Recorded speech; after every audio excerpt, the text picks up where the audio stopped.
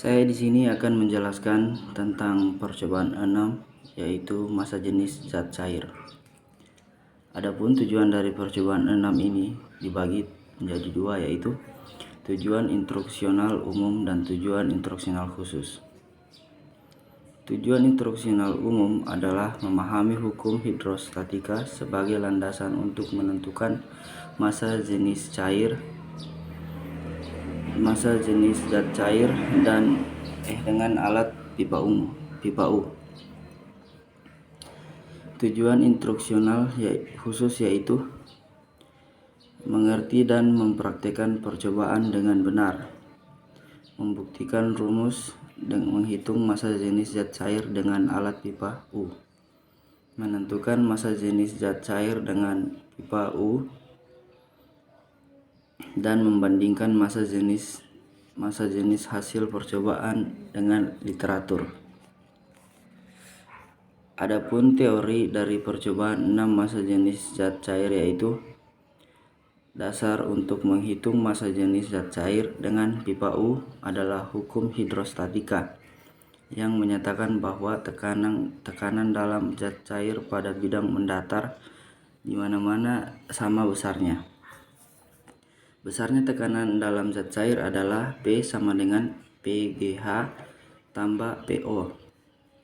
Dengan P adalah massa jenis zat cair, G adalah percepatan gravitasi, H adalah tinggi permukaan zat cair, dan PO adalah tekanan udara keluar. Hukum pokok hidrostatis adalah hukum yang mengatur tekanan yang berlaku kepada zat cair yang besarnya dipengaruhi oleh kedalamannya. Bunyi hukum pokok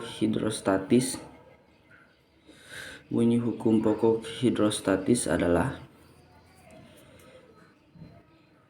semua titik yang terletak pada suatu bidang datar di dalam zat cair yang sejenis memiliki tekanan yang sama.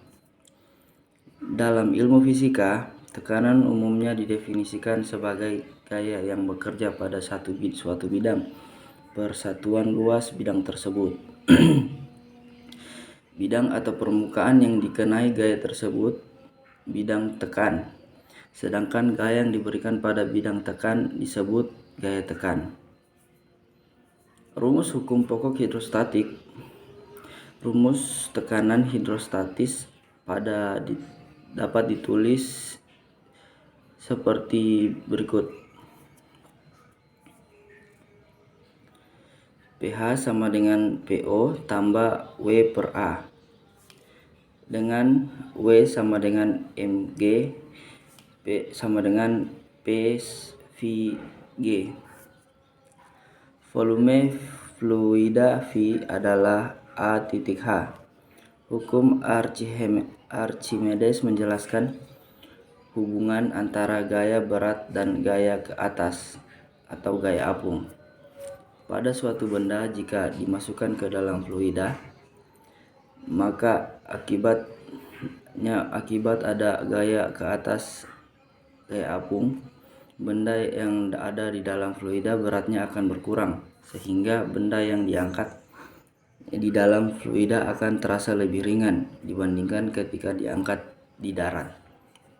Menurut Archimedes, benda dapat mengalami 3 keadaan ketika dimasukkan ke dalam fluida,